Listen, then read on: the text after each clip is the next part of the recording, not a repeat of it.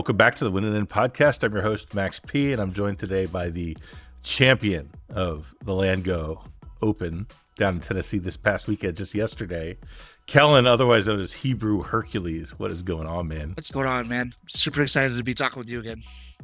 Yeah, man, you got to feel amazing. Yeah, I feel amazing, and I didn't even win. Dude, it was. I had my heart racing the whole time because every time they were doing those draw triggers, I was like, they can have another one. But just once I knew I had it, man, the relief felt so good. Good. So juicy. And Mardu.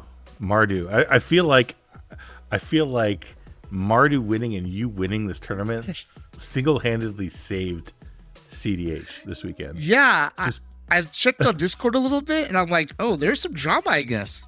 I didn't know. There's some drama. There's definitely some drama. But if you hadn't have won, if it had gone a different way, I think the whole community would just have melted down completely, and we'd be done. Like, it was just cEDH would just ended. Yeah. So like, we needed you to win. You're the hero we all needed, dude. The one we deserve, Mardu. You know? Yeah, Mardu. Always the bad guys at the Mardu. table. Always the bad guys at the table, apparently. But yeah, hell yeah. So for those who don't know you already, I mean, I know you. You know, you and I have played together for years at this point. Yeah. You know, we've had a lot of time. You know, and you've consistently put up great results everywhere. But why don't you give everyone like kind of your background? How did you get into cEDH and what's your sure. your story? I've been playing like Magic since like right after high school, so I was like about 18. Like good old kitchen top Magic. Got showed Commander, and when I got showed Commander, it was right after like the very first Commanders came out. So like Mimeoplasm, Kalia, like stuff like that. And I was playing stuff for like Caravector Merciless, where they could still, spell crumble you to the bottom of the library and be like, okay. And I moved out to Tennessee, and I was really liking Magic, but I've always been a really competitive person. And I dipped one little toe with Winota into cEDH, and then I was off. Like I couldn't get enough of it. The faster pace, the more interaction, and honestly, the lack of caring for just winning. So like in a lot of casual games, there are people like, oh, here he goes doing his like advantage engine again. I'm like, okay, but it's like turn 12. Like, what do you want me to do? Like, in cEDH is like, yeah, dude, you got it. Like, great. I'm like, oh, so we don't care if we win here. Cool. And that just went from there. Nice. And how'd you end up on Mardu? So I used to play. My first deck ever was actually Ishai Jeska, and then I saw my buddy. He's like, "Look, you should try Dargo Thras." And I didn't know the existence of Freedom Waffle at the time, so I'm like, "Okay, sure." Went to a local, converted, and they're like, "Yeah, this deck actually just won a tournament." Like, oh, okay. So I started doing some research. Got top 4 the next time, and then won the tournament the next time on the same deck. And my buddy Brandon, also known as Reaper on Discord, he was playing Mardu Tymna, and he cooked me one night, just 4 games in a row, just wrecked me. And I'm like, what is this deck? He's like, dude, drop the blue, add black, and see how much you can like really know your windows and push. And so I played Mardu for a long time, and I lost a lot. And I finally hit a groove when I did blow at Mox Masters once. And then from then on, I'm like, this is where I'm staying. Like, I grew so much as a player, taking out blue from my deck, and I just continued to feel that growth. Like, I use Play Nice now to track my games, and just to see the charts and the data and how much it's grown, I'm like, I love it. So I stick with Mardu, and I always joke with people that like, oh, dude, blue's just a crutch. Just take it out, see what happens. And now I actually have something to say like, hey, it can be done. It can be done. Mm-hmm. I remember, what was it, at the Invitational last year, back in August? Yeah, August last year. You had a rough day, right? It was a rough tournament, and you're like, I'm done. This doesn't work. I can't play Mardu anymore. You need to play blue. I can't stand it. And you're like, I quit. Yeah, dude. But you didn't. Yeah. Dude, it's actually funny that you say that. I was just feeling so defeated. I literally was draw. I'm like, oh my god, man, like I just can't do this anymore. And my buddy actually gave me the altar that I use now for Dargo. There we go. It's Guts from Berserk. And if you know anything about the manga for Berserk, the character is all about getting the crap kicked out of him and just coming back hard and like keep going. And he wrote me a letter as a gift when my baby was born, and he's like, just keep pushing, man. I'm like, all right, fine, I'll keep pushing. And then stopped playing for a little bit because had a baby, and then the bans happened, and I'm like, oh well, we're done here, I guess. Like, sure. And then as I started to play around with some of the cards, I was already on a little slower version of the deck. I'm like, is Dockside really the problem? That like I couldn't win without Dockside?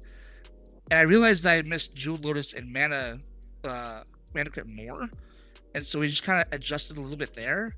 And the deck started feeling really good. Instead of trying to push for like turn 3, that everyone's like, you gotta just turn 3. Turn 4, turn 5 don't sound bad either. And that's just kind of where it's at now. Yeah, especially if you can create windows, right? I mean, yeah,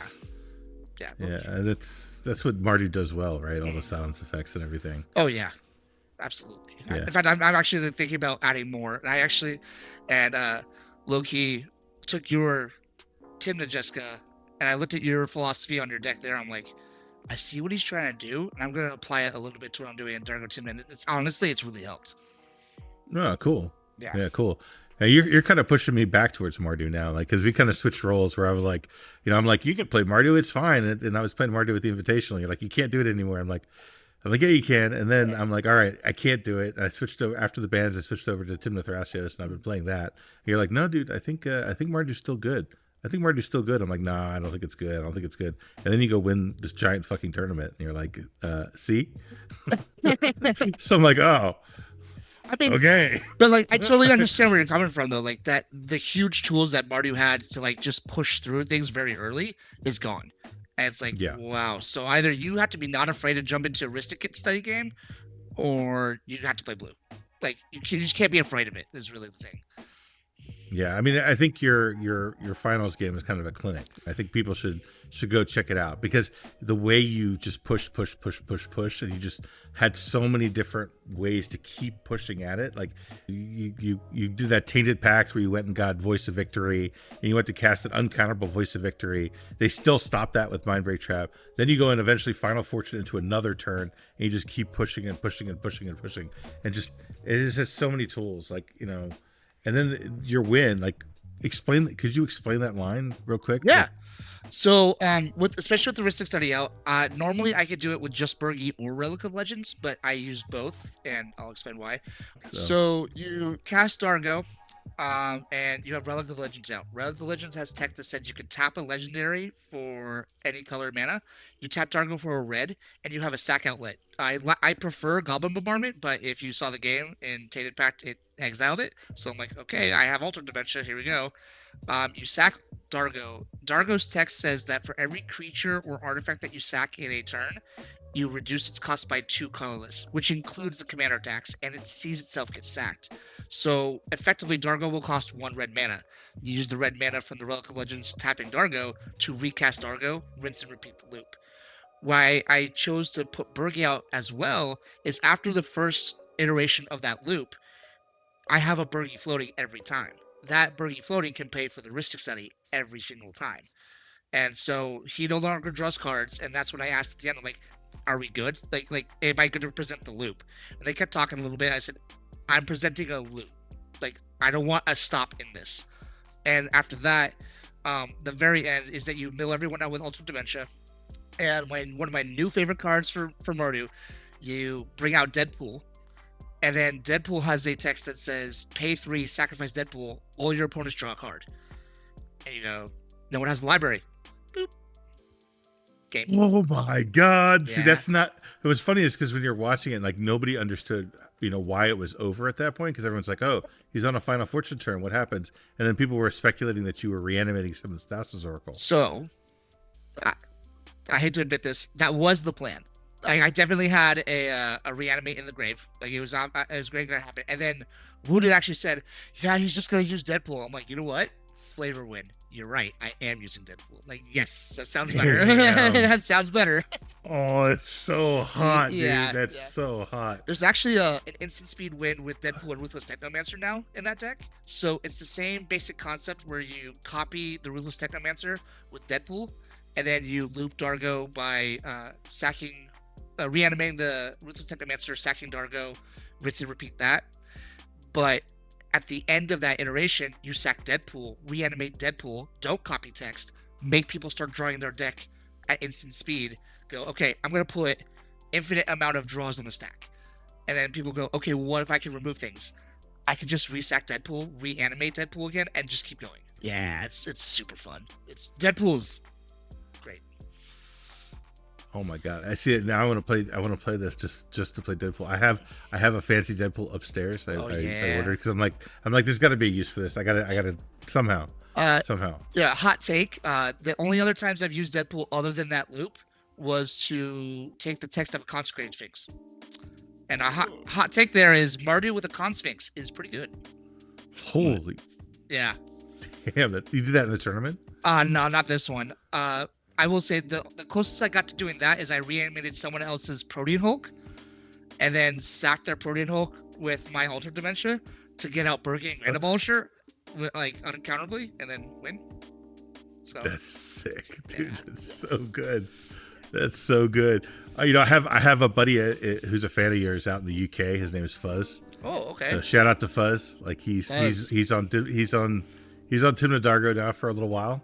Represent that guy. Like, just follow what Kellen's doing, dude. You'll be on the right path. Dude. Oh, dude, I love talking about this deck with people. If he ever reaches out, like, I just love talking with this. It's just such a fun deck.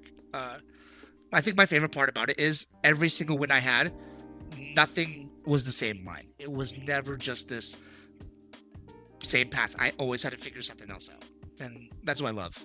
So. Yeah, so you didn't have any trouble with, like, the Rog Thras decks or, Kinnins or any of that? Like, how did the rest of the tournament go? Any trouble or just, like, butter? So, it was not like butter. One of the wins I had 2 lands the entire game. Another win I had, Rog Thras was very clearly, like, in a commanding position. Loomer was 1 card away from a win. There was another win where there was a Dranith out from... It wasn't Malcolm Tymna. It was a different flying partner. I don't remember. It starts with S, like Similius or something like that. Thras and wounded in round 6, and the Tymna deck put out a Dranith. Wounded copied the Dranith, and then Thrasios was essentially had us on the lock with a Harmonic Prodigy, a Krark's Thumb, and 3 pieces of interaction in hand. We were not resolving anything.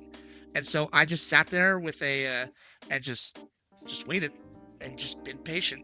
And I know a lot of Mardu players would be like, nah, dude, you just got pushed through that. There was no pushing through it. So you just got to be patient and wait. And Thrasios wasn't out for wounded on Rock Thras, and neither for Thras. So really, all their card advantage was gone, and we're just sitting and waiting. And at that time, then I got to push after Thras did. But never be the first, right? Always be the second. And actually, that's what I love about this deck is that it can go first. It has the capability to go first. It's better at not. And what I mean by that is it's very good at just saying, I'm not looking like I'm going to win right now. I have a few pieces, and just goes explosion and win. It's a great pivot deck. You go from a decent board state to just, I will say, the low-key MVP of this tournament sees the spotlight. Oh my god. It goes from... Do you know what that does? I'm pulling it up right now. I mean, I think I do, but... Alright, so Season Spotlight in layman's terms says this. If this resolves, you can choose one of 2 things. Either A, I get to active treason one of your creatures, or 2, I get a treasure and draw a card. Now, when people bog down their board states with their creatures, like their Draniths, like their Oppos, like their stuff like that, they're not going to give it to you. So that's 3 treasures and 3 cards. Like, right there. Oh, that's sick, yeah. And then what people have figured out as well is like, oh, it's just until the end of turn, right? Yeah. But can't I just sack those creatures to Dargo? I can. Oh, you can. Yeah, 100%. Right. So like it's cards like that let you explode into wins that are like kind of unseen. So kind of like worst case scenario is you get their best creature and destroy it. Essentially, yeah. Kind of how it goes. Yeah. Or worst case scenario, I just casted a 3 mana free spell and got 3 cards out of it. So, yeah. Nice. So we'll just talk through the deck a little bit. Yeah. So I mean, I'm pretty well versed in the Mardu, way of thinking, but not necessarily the Dargo way of thinking, right? Mm-hmm. So for those who are new to Mardu, the strengths of Mardu is really, the fact that you have all these silence effects, the fact that you could generate explosive mana very quickly with all the rituals from Rakdos, basically. You get access to Adnaz, you get access to Bolus the Citadel, you get access to Peer into the Abyss, which I love that you're back on, right? Yeah, it feels good to draw 40 cards, I'm telling you. Yeah, it's not bad. And with the fall of red, right, there's just not as much deflecting SWAT going around as there used to be, so it's there's really not. But that's the thing about like Mardu, right? Is you kind of have to be fearless. Like, well, what about Orcish Bowmasters? What about it, man? They got it. Like, show me you got it. So, it's funny. Yeah. It's funny that you say that. I'm actually not on Adnaz and I'm not on Necro. Oh, you're right. You're not. And I know that's probably a lot of people look at that and go, pourquoi? And I'm like, okay, well, to me, Adnaz is essentially a step of, here's a 5 mana spell. God, I hope it resolves. Okay, it resolves. Cool. God, I hope I flip really well. If I flip well, cool. God, I hope I find a land with that. Like, now, I know a lot of people think, well, flips are normally pretty good. You should find a line. You're right. Theoretically, yes, that is true. But that's a lot of hope for 5 mana and to essentially go all in. And the only time I go all in is when I can use Dargo as a battery to do that. So as you're saying, like the Mardu, the explosiveness, to me, Peer into the Abyss and Bolus the Citadel come one of 2 ways. Either I'm sacking Dargo to do it, which actually doesn't take that much mana because you don't need rituals to do it. You only need Sacrifice or Burnt Offering. Or I've already entombed it with Goblin Engineer and I'm cutting it back with Goblin Welder. Like, that's the only 2 ways that Bolus the Citadel is coming. And then Magda. But Magda, like, that is not as common these days. It's an option, but it's not common. Got it. I guess the other benefit of not being on Adnaz is, one of the problems with Adnaz is you have to kind of warp your deck around it a little bit. So you start looking at cards that you would normally think, hey, this is a great card. And you're like, nah, I don't want that big hit off of Naz, and you end up cutting it. You don't have to make that, sacrifice in this deck, right? You just include what you think makes sense. Yeah, I think that part of the reasons why I like this deck so much is that it's almost like a 3-drop tribal of things that like are really good at 3-drop, but in an Adnaz deck, you don't want that. But how can I say to someone, I don't want to run Bergie, I don't want to run Delny, I don't want to run Sacred Goblin, I don't want to run Ranger Captain, Professional Facebreaker, Mayhem Devil. It's like, oh my gosh, that's so many good 3-drops that are effectively dead draws off of Adnaz, but that's so much value I can do that can help me pivot into a late game. Mayhem Devil for me has been like one of the best cards. I love that card. Oh my gosh, dude, it's one of my favorite cards in Magic. It's just, you slap it down there and every Magda player just goes, oh, I'm like, yeah, sorry. Like, yes, you don't. Fucked it. Yeah, they totally boned. Yeah, and it kills dorks like butter. Yeah, it's really funny. Like the moment that everyone looks at the deck and goes, I'm not politicking with Mardu, they don't help the table. And then you slap down Mayhem Devil and you're like, do you want to talk now? Like, oh, now we're playing politics, buddy. Please keep my birds around. Okay, sure. Like, or actually, for what? Like, what are you gonna give me? Exactly. You like your birds, huh? Actually, in my top 16 game, multiple times I had a Mayhem Devil out, and the Tymna Thrasios player wouldn't play their birds. Just outright wouldn't play their birds, and they were choked on mana the entire game. And he's like, "Why? It's just gonna die." I'm like, "Correct. You are correct." Which is correct. Yeah, you don't play it. Yeah, and you don't put your birds down there. No. Because of that, 5 turns with Mystic Remora. So turn 1, tutors for Mystic Remora. Turn 2, Mystic Remora. Pay for it. Pay for it. Pay for it. Pay 5 turns in a row. And I'm like, you got nothing, man. Like, you can't interact. So wild. Yeah.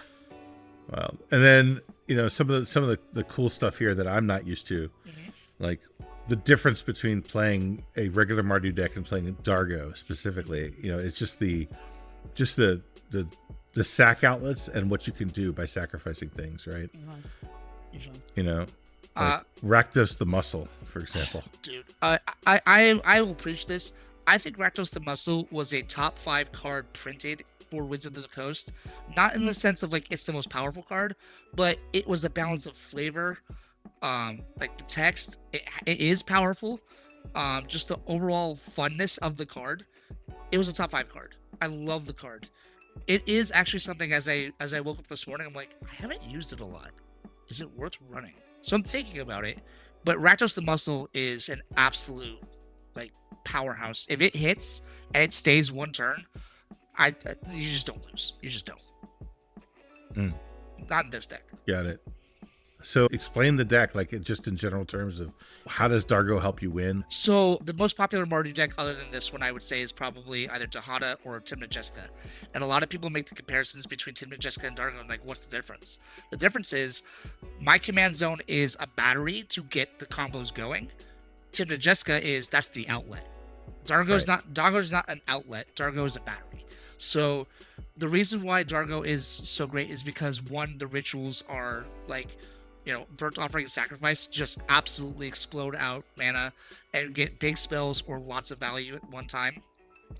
Number 2, the fact that it's a 7-drop, people think like, okay, so you're only going to do it when you're comboing, and if I remove it, it's kind of over. No, treasures are not that hard to make, and it makes it very easy. So Dargo in itself is built in rituals because I can reduce its cost. It's essentially like having a 1-mana creature all the time. So I know like Rograk Tymna is coming up a lot. It's like, oh, but it's so fast because Rograk's a 0-drop. Right. But now this one is almost the same and has more versatility. So I use it.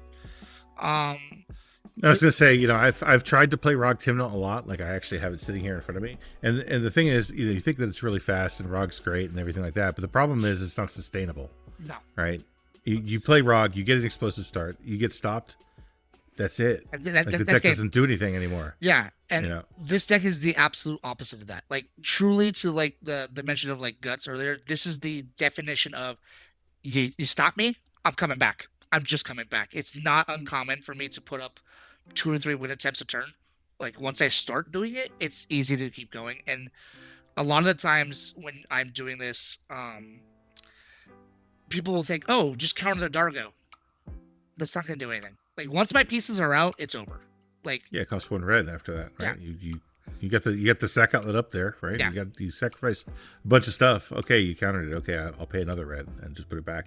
Yeah, and and a lot of times, especially people who know the deck, they're like, once the pieces are out to sack and that he's doing it, like where do I interact? Do you have removal? No. Okay, well then. Hopefully, I have to he has to cast something else in response, but normally by then it's just a loop that doesn't need to be cast anything other than Dargo. As I said earlier. So, what are those pieces? Yeah, what are the pieces like?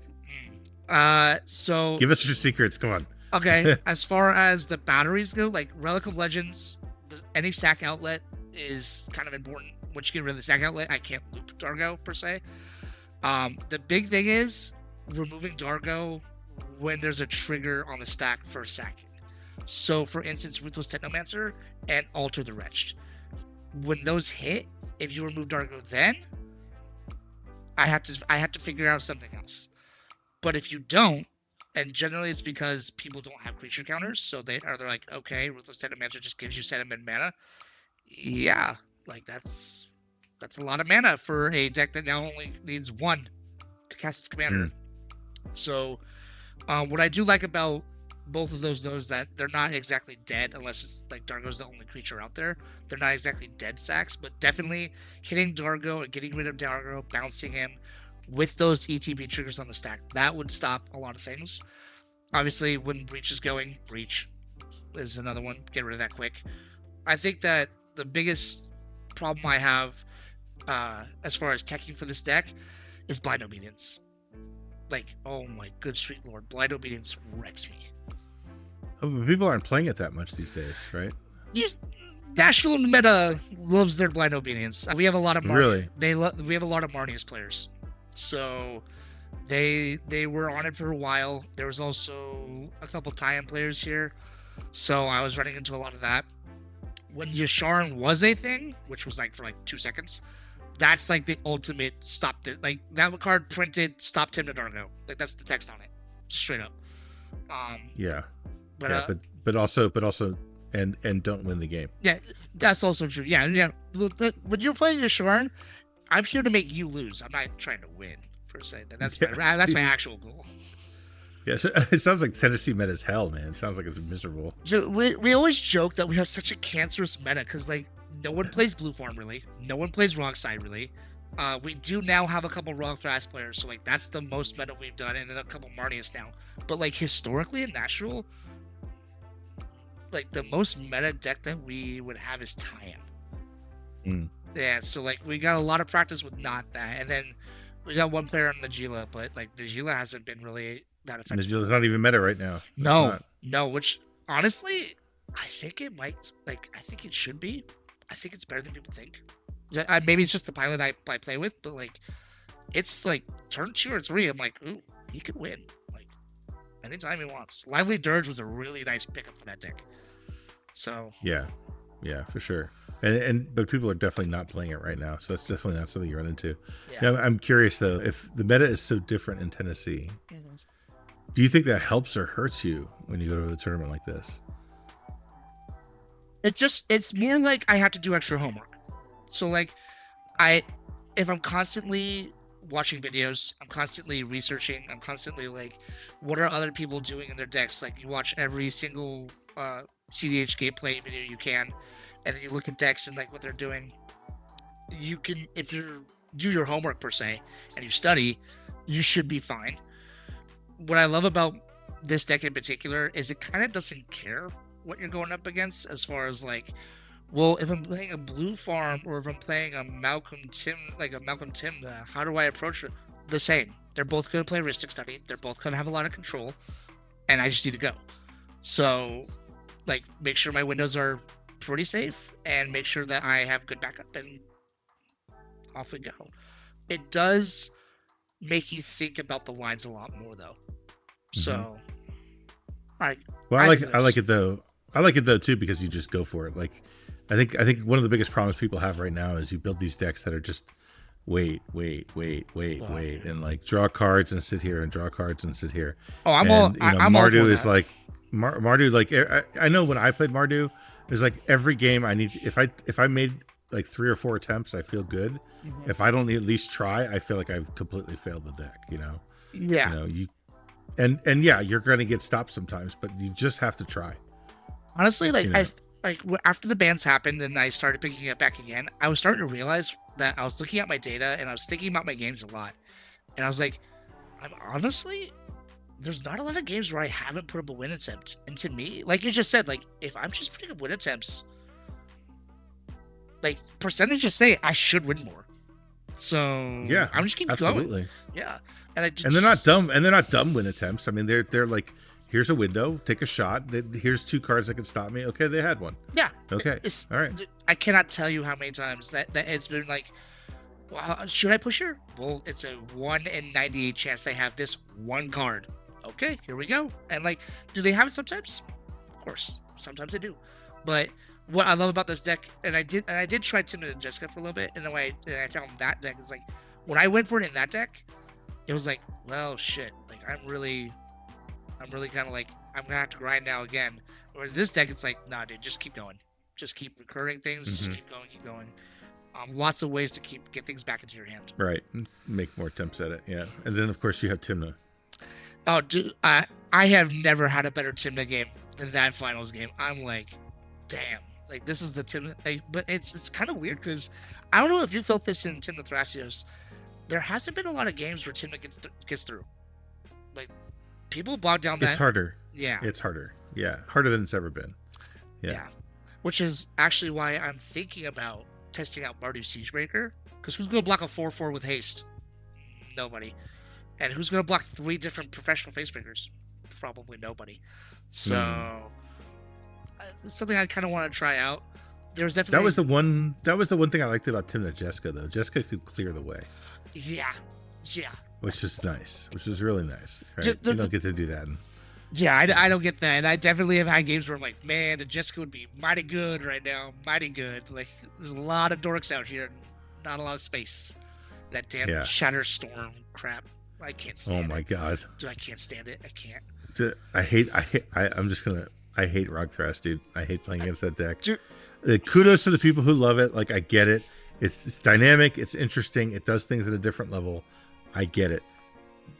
But I hate it. Yeah, dude. I can't stand it. I really, it makes you kind of laugh when they're like, oh my gosh, like, all you're sitting there is grinding with blue form. Brother, you're just sitting there tapping Cradle and activating Thrasios. Like, you're not different. It's the same all concept. you're doing is you're playing, your whole deck is, I'm going to go get Cradle. I'm going to feed the Cradle with a bunch of dorks and creatures and stuff. And then I'm just going to find ways to untap it and go. Yeah. Like, that's the deck. And, like, I get it. Like, there's more. It's obviously, every deck is more than that. I'm not trying to diminish it. But God, I can't play that way. It's just not me. You know? I don't think that's diminishing it. I think that when you say it like that, it's a streamlined thing, and that's what makes it good. It's like, what's the most direct path to a victory? It's, I'm gonna untap my crap, I'm gonna do my thing, and I don't do a lot of things, but when I do, I'm really freaking good at it. So it's like, okay, yeah, blue form, same thing. Mega resilient. It's so hard to stop. Yeah, because all the stuff they play don't really matter that much. Like, okay, I'm not gonna blow a bunch of resources to remove this token generator creature. Yeah. It just doesn't seem like it's worth it. But and they don't care either, because they're like, well, okay, you killed that one. Here's another one. Yeah. You know. Yeah, well, not even that. It's just like all their low value creatures that they just keep coming out. And it's like, okay, I only run like X amount of spot removal. Is this really what's gonna kill me? Like, no. Until that Cradle's tapping for 20. They're like, yeah. It's too late. I don't know about you. When I play against that deck, though, my whole thought process is, all right, I have to win before it gets, juggernaut status and is unstoppable. So like, that's the whole key. Is like you just there's a clock in my head. Like, I look at that deck, I'm like, I only have a few turns to get this figured out, or I'm going to lose. Right? It's funny that you said that. So that Orcish Bowmaster, Wounded and Dylan, who's sitting across from me, kept saying, like, dude, you gotta kill the Tymna on the other guy's side. I'm like, dude, I'm just gonna keep him off of creatures. I'm just gonna keep Rog Thras off creatures. And like, yeah, he might draw one extra card a turn. That's fine. I'm drawing 3. I'm okay with that. And they kept being like, you really should get rid of that Tymna. I'm like, he showed me he has a Fierce Guardianship in hand. I don't care if he has a Fierce Guardianship in his hand at this time. Like, it ended up mattering in the end, but like, when it was happening, I was like, dude, if I just keep Thrasios off the board and I keep Rograk off the board, then I'll be okay, because he'll never be able to develop. And he got a little upset, like, why are you just killing Thrasios? Because now you can't do anything about it. Like, now you're behind. And once that deck gets, like, it really does explode into like, it's tempo.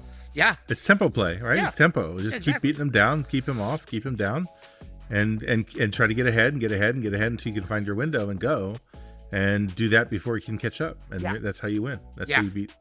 That's how you beat them. I mean, it's very rare that deck doesn't have mana, but like when it doesn't, it really doesn't. Yeah.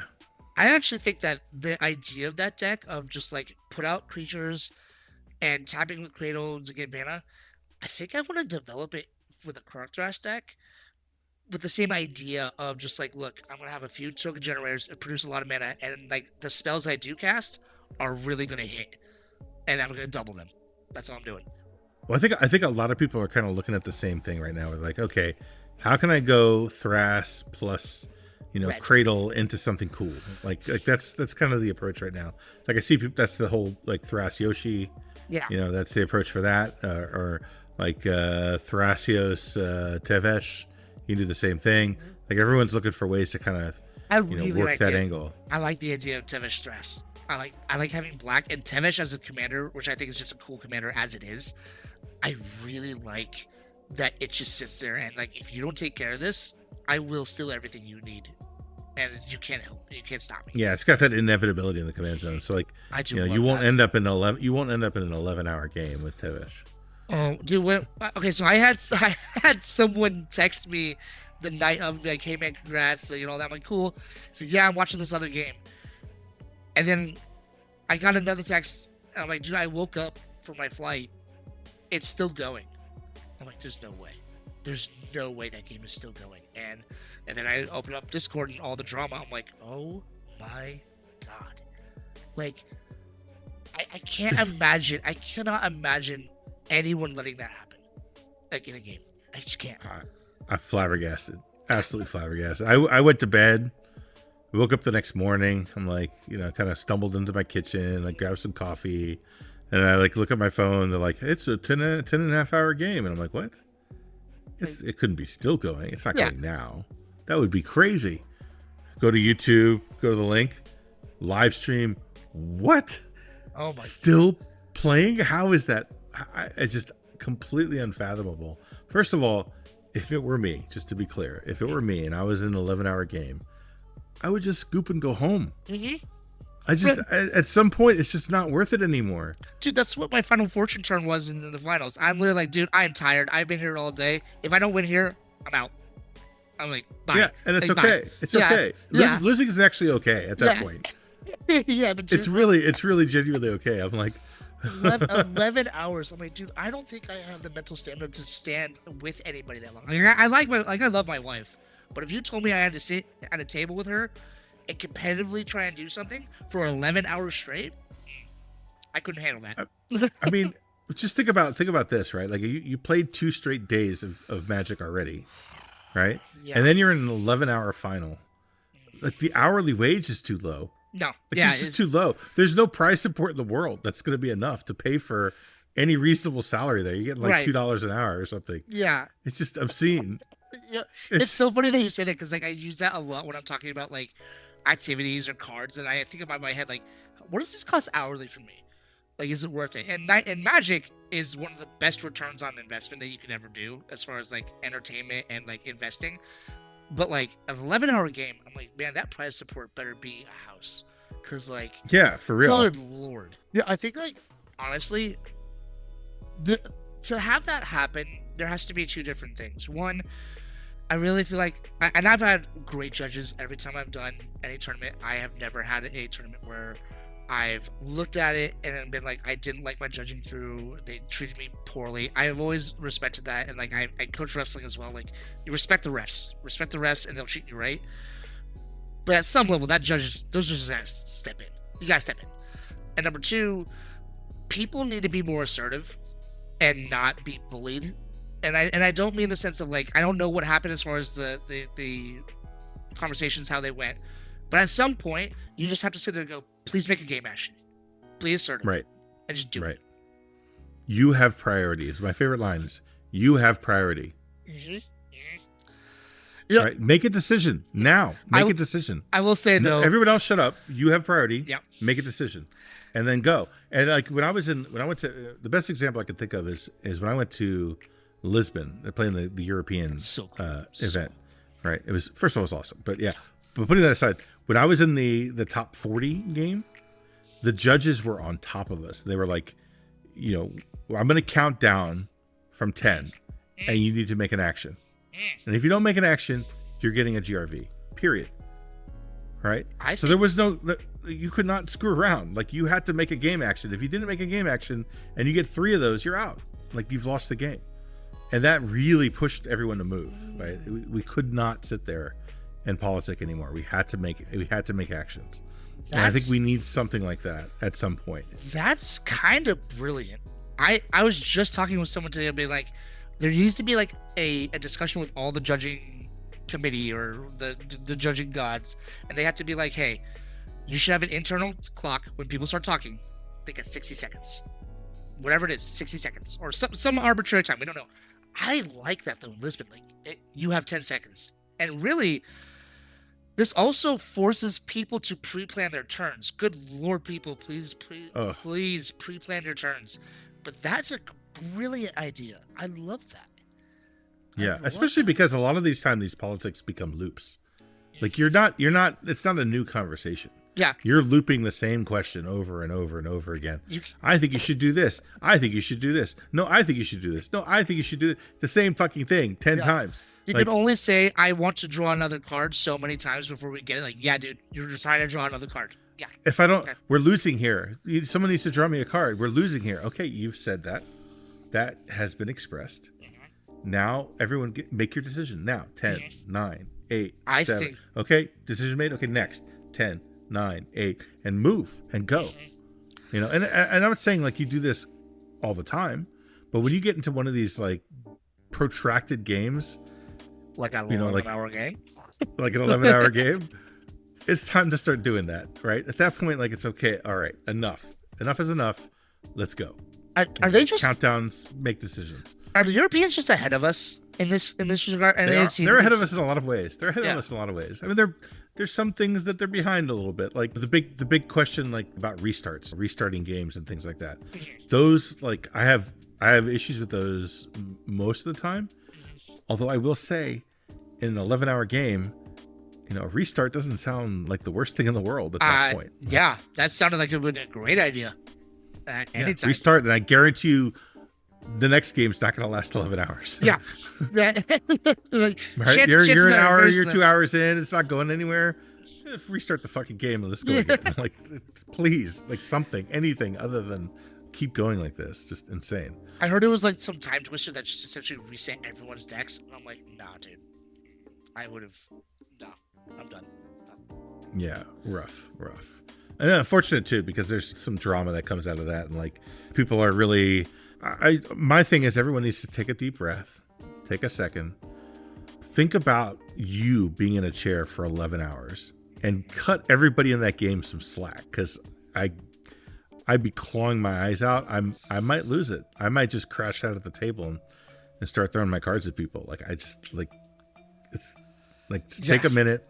Like, gives everyone a little bit of, you know, slack here, I think, in that game. There's a lot of emotions that go through that as well, and especially when it can be painted in a negative light, or if you have like a public setting, or you have a public face for any kind of community, it's like you need to conduct yourself like with that's not in mind, and it's easy to slip on stuff like that, and that can have repercussions. Yeah, agreed.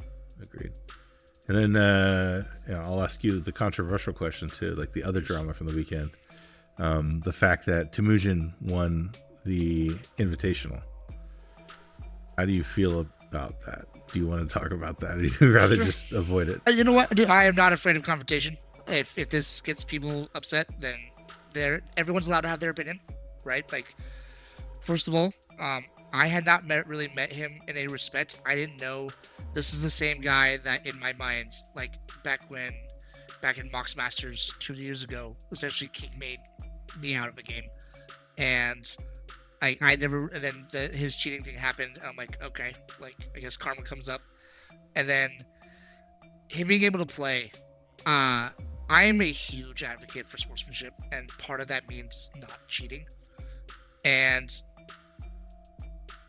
I'm not saying he didn't win this tournament. Obviously, like, they did the tournament, they had their judges there and people watching. But no matter how much he wins, and he could win every single game for the rest of his career, but you're always gonna think, did he though? Like, did he? And to me, I don't want to go into a tournament. I already have enough things on my mind of like, are you gonna lie to me? Are you gonna be honest with me? Like, are we gonna treat each other like human beings? Because, like, even to me, like, I know lying in cEDH is definitely a thing, and it's definitely, like, that's a legal game action. But, like, I'm just, like, is your character worth that? And now every single game that person has, regardless of if it's Temujin or someone else, you're going to question it. Yeah. So, to me, I think at least a periodic of a ban should have happened.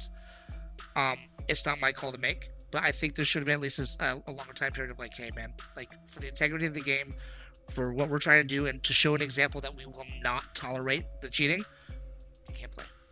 Yeah, exactly. And the thing I find frustrating is, you know, there have been other people caught cheating. Plenty of other people caught cheating. They're all gone. Those people were pushed out. They're gone from the community. And for better or for worse, some of them were good people, some of them were bad people, who knows? Yeah. But they were all pushed out. And here we have someone, Temujin, who, by the way, I've met him and I've had great interactions with him, and like, I think he's a nice enough guy, right? But the fact is the fact that he was able to cheat and come right back into cEDH. I mean, he played in a tournament, you know, 2 weeks after he was caught, less than 2 weeks after he was caught. He was allowed back in another tournament. I didn't know that, and that to me is wild. And then a couple months after that, he played in another tournament in Colorado, the Snowy Summit. So he missed nothing. I understand he got banned apparently from his local store that he usually plays in, but that's like nothing to me. It's nothing. No. And how can we say that we have integrity in this format if we have people who can cheat and just come right back and get away with it? And then it's almost like favoritism in this case, because you have other players who cheated and they were not allowed back, but some people liked Temujin, so he's allowed back in. That's completely unacceptable to me. Yeah. And it really calls into question a lot of this whole land go thing, the fact that they're okay with this. I don't know. I struggle with it.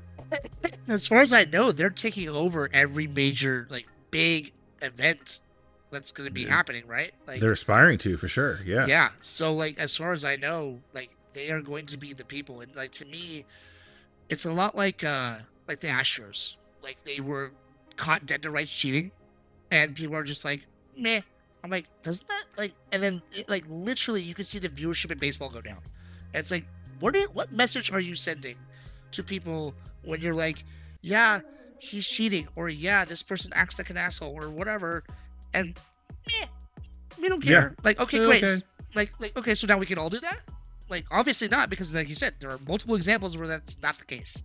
So are you showing us now that there is a realm of clout you can have where you're untouchable? Because at this time, that's what you're showing me. 100%. And that's really and I feel personally, I feel a responsibility to call it out and say, no, I do not find that acceptable, and I'm not okay with it. Yeah. And I think we have to do that. I think we have to call it out. Wayne, who's a great guy, came out and said, I'll put his little tweet up on screen here. He's like, we don't allow cheating, but this particular person was cognizant and aware, and so we're going to let him participate in our events. Cognizant and aware that he cheated? Yeah. So he was aware he was cheating. Is that what you're telling me? Yes, that's correct. That's correct. Let me find the exact quote here so I can read it to you. It says, "This game and these events are my blood. I believe with that blood, as others do, that if I were to judge an individual on a single or a few instances of the total of their life, I'd be greatly undervaluing a person. Landgo cannot and will not tolerate cheating of any form or fashion. A known cheater who is cognizant of their label and owns it can play in our events." Okay, so just out of strict labeling or strictly the literature of that, what you're telling me is, if I go to a tournament and say I cheated, I am aware I cheated, I'm good. Yeah, apparently. Okay. Duly noted. I would never, but that's that to me just makes me feel a little less safe as a player, because now I can go to every single player I look at is like, I know they can do something that can completely disrupt everything, and they're never going to get punished for it. Yeah, exactly. And like I said, I feel a personal responsibility to say absolutely fucking not. No, I am not okay with this. I'm not going to shut up about it. Yeah. And again, two things. One, I do think that there is a road to redemption for anything like this. But two, if people are being upset by that and being like, you should stop talking about, look, they did the crime. They admitted they did the crime. Would you do that in any other scenario where they admitted the crime and you're just like, meh? No, you wouldn't. So don't do it here. You imagine you get drunk, you start driving your car, you're all over the road, you smash into a street sign, crash to the side of the road, cops pull you over, they're like, dude, what are you doing?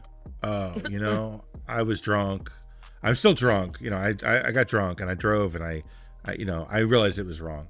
Oh, okay, well then go home. You're good, man. Go on. Chill. Yeah. That whole this whole scenario really speaks to me, because both of my parents were in law enforcement, so to me the idea of you need to serve a little justice is ingrained into me. Anyone that's played D&D with me knows I'm a paladin through and through, and this does not sit well It's in my gut. It doesn't feel well. Like, again, I wish him the best as a person, but like, I don't want to compete in any tournament he's in. No.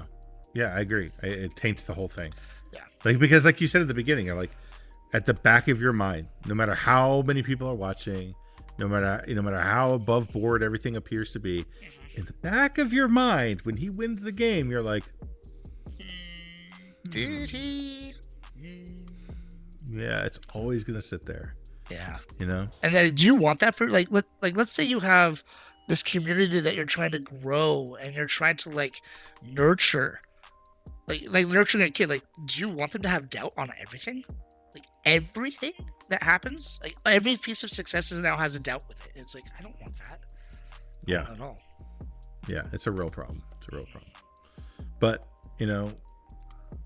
we had a saving grace this weekend. So in spite of the 11-hour final, in spite of the cheater winning the Invitational, we have HebrewHercules, the savior. I am a man of the people. cEDH. I'm a man of the people, if nothing else, right? You saved us. Thank you. Thank you so much. Mardu is real, guys. Mardu is no joke, dude. It's Mardu summer again, I guess. Yeah, that's right. Temperature's up. Mardu summer has begun. I don't know what to do now. Do I play Tymna Jeska again, or is it time for Dargo, man? I mean, look, I totally understand if you go back to Tymna Jeska, but like, it's pretty fun, man. It's pretty fun. Like, I think I'm gonna need like 3 hours of your time. Like, I have to sit here and you just have to like coach me all the ins and outs. I understand brother, everything. I'll give you all the time in the world. I always love talking shop with you, man. Like, you always have such good ideas about cEDH and like just the community as a whole. Like, it's always fun talking to you. But dude, like you're hands down like one of my favorite people in this whole community. And every time we play, it's such a good time, dude. Like, we never when we play, like, people should watch us play because we like it's just fun the whole way through, like from start to finish. Doesn't matter how crazy shit gets. We're like, okay. Yeah, but that's the thing is that like I keep telling my friend he came to this tournament this last weekend and like it was his first ever big tournament. And after every round I just kept saying, "Did you have fun? Did you enjoy it?" And he's like, "You know what, man? I did. I didn't win." I'm like, "That's not what I asked, dude. I asked, did you have fun?" And he's like, "Yeah, that was a blast." And like the game he lost, one of the games he lost, is like, "That was the best cEDH I've ever played." I'm like, now that's what it's about, man. Now you're starting to understand. What we're doing here. Yeah. And you gotta you really have to sometimes you have to sit back in a game you're losing and just take in the awesomeness that the person who's winning is doing. Oh yeah. Especially just take it in. Especially like unique decks where like you're just seeing interactions and like these different things with like cards that like, oh, this compares with this. Like, damn, that's wild. Like, yeah, you keep do your thing, King, or Queen. Yeah, like it's just awesome. Dude, like, can I text you later and get your deck list? Because that was really fucking cool. Oh, I can't tell you how many ideas I've gotten for this list because of just random. The last time I did that, it was a Kenrith list that was running Necrotic Ooze and Pili Pala. I'm like, oh yeah. I'm like, okay, like that's kind of hot. Like that's kind of cool. And I tried it for a little bit. I'm like, dude, this is so much fun. There's so much fun you can do with Magic, man. There's so much variance, and I love that. So, yeah, hell yeah. Just like you said, like just watching people just do their things, like this is good stuff. Yeah, awesome. Well, man, thanks so much for joining me, and congrats again on that huge win. No, man, I appreciate it. Thanks for having me. I again love every time we get to see each other at a tournament. What's the next big one you're going to? I mean, I think Steel City is the next really big one. I'm going to it's called the Royal City Rumble up here in Virginia.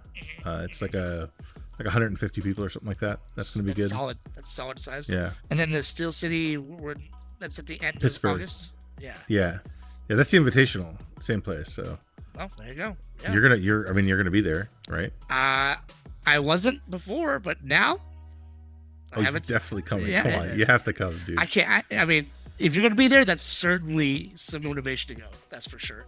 I just gotta convince the wife, like, yeah, it's only a plane ticket. It's fine. Yeah, just get a reminder: when Daddy's happy, baby's happy. Yeah, exactly. And babe, all the proceeds I win from all my tournaments go right into her bank account, babe. That's how that works. That's how that works. Yeah. I don't keep anything for me. I don't even buy cards, babe. It's fine. Yeah, except for this one. Yeah. Maybe that one too. Yeah. Look, taxes and stuff, it gets lost in the paperwork. That's all. These are just tools for my trade. I mean, I need them to win more money exactly. for the baby. It's an investment, baby. It's an investment. Yeah, exactly. Well, dude, it's a pleasure, man. We got to get some games in soon, just on Spell Table or whatever. Absolutely, man. And I'll be in Tennessee, by the way, the next couple months anyway, so we'll definitely hook up. You know what, dude? Take you out to dinner. Hit me up, man. I'm down, man. Yeah, absolutely. Awesome. Thanks, everyone, for joining us. Hopefully you enjoyed this conversation. This is HebrewHercules. He is the man. Love you, man. Thanks for joining again. Appreciate it. Please like, please subscribe. Absolutely. Hopefully you enjoyed the video, and we'll see you next time.